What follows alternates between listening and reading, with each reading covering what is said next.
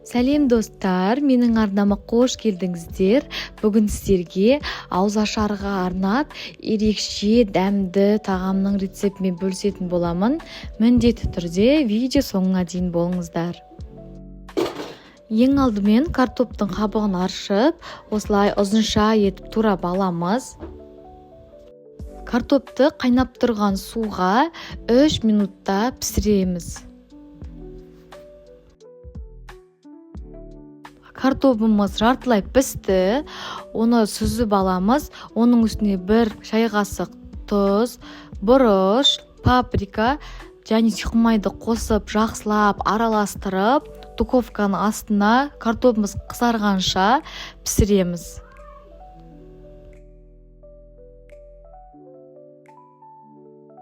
Енді етті осылай ұзынша қылдырып тураймыз. Одан кейін пияз, сәбіз, сарымсақты да турап шығамыз. Қалауларыңыз бойынша болгар бұрышын да қоссаңыздар болады.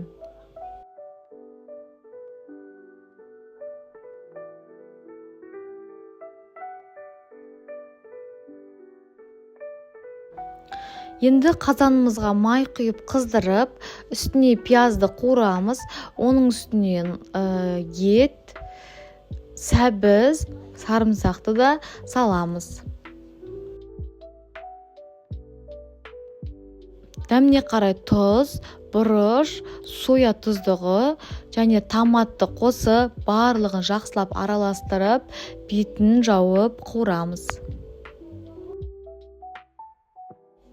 Үстіне су құйып, етімізді пісіреміз. Енді күрішті пісіруге көшеміз.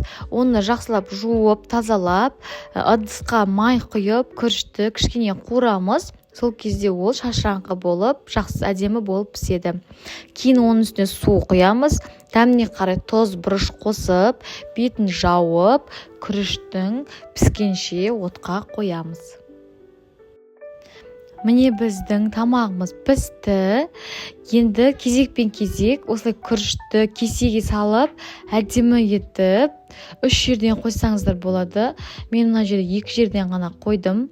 Одан кейін біздің картоптарымызды қоямыз. Қараңыздаршы, картоптарымыз қалай әдемі қызарып піскен.